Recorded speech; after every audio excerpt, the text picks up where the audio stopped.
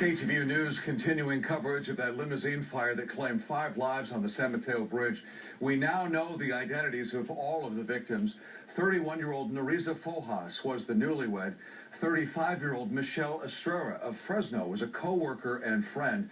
39-year-old Jenny Bowen lived in Dublin and had 2 children. 46-year-old Ana Alcantara of San Lorenzo also had 2 children, and so did 43-year-old Filipino Garanga from Alameda. KTVU's Amber Lee is live at the San Mateo Bridge tonight and tells us all of the women in that limo shared a common bond. Amber? That's right, Frank. Family and friends tell me they have many questions about how this horrible accident here at the San Mateo Bridge could have happened. While they wait for answers, they're struggling with their grief. In the Philippines, Sonia Fojas, the mother of 31-year-old newlywed Nerissa, looks through a photo album filled with pictures of her daughter.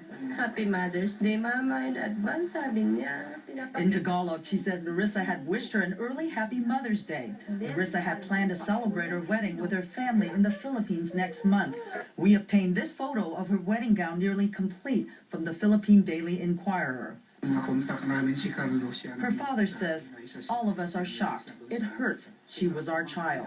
Also grief-stricken, family and friends of Ana Alcantara in San Lorenzo, a friend of Nerissa's who also died in the limousine fire. Her family shared with us this last photo of Alcantara. She took her husband's cell phone and snapped a photo of herself to give to him as he was dropping her off Saturday night.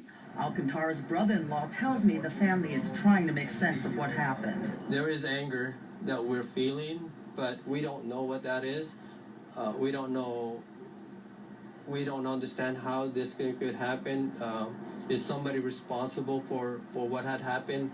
All of those, we would have to wait. Relatives say the 46-year-old Alcantara realized a lifelong dream 4 years ago. She finished nursing school and became a nurse at Fruitvale Healthcare Center in Oakland to care for elderly patients. All 9 women in that limo shared a bond and worked in healthcare. She enjoyed it. She loved being a nurse and helping people. And she's the greatest person you could ever meet. And I mean, her goal in life is to help others. Alcantara leaves behind a 14-year-old son and an 8-year-old daughter. The family plans to hold a memorial service Saturday. They say they're still working on the details. Live at the San Mateo Bridge, Amber Lee, KTVU, Channel 2 News. The limo caught fire on the far western end of the San Mateo Bridge, making it difficult for first responders to get there. Listen to this audio recording of County Fire Dispatch talking with emergency personnel during the response on Saturday night. A vehicle fire, westbound 92, west of the high-rise. Reported the vehicle fire limo with possible entrapment. Multiple patients, people trapped. 1 limo heavily involved.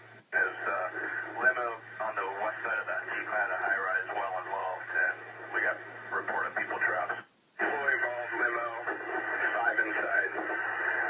You can go ahead and start the corner.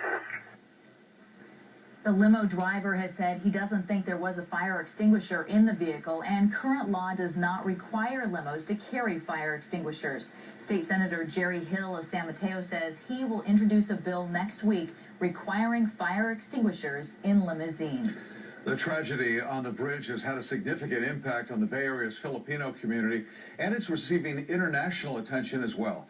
As KTVU's Eric Rasmussen found out, the Philippine government is now offering help. Many viewers of the Filipino channel Tragedy on San Mateo Bridge might feel a personal connection to this weekend's limo fire, which killed 5 women and injured 4 others. You're not just talking about individuals here, it's communities. Nadia Trinidad is the North American bureau chief for the Filipino channel. She says her network has devoted much of its resources to the story from the Bay Area to the Philippines, where new bride Nerissa Fojas plan to have her wedding ceremony next month. Everyone who comes to the States, Filipinos easily assimilate to mainstream, but they also want to be connected back home. The tragedy has not only been the top story on the Filipino channel's American broadcast, which is recorded right here in Redwood Shores, it has also been followed very closely by viewers overseas in the Philippines. We immediately assumed that they were all Filipinos of Filipino heritage, even if some have naturalized. The Philippine consulate in San Francisco says it is already in contact with the victims' families. We reach out to them and to their relatives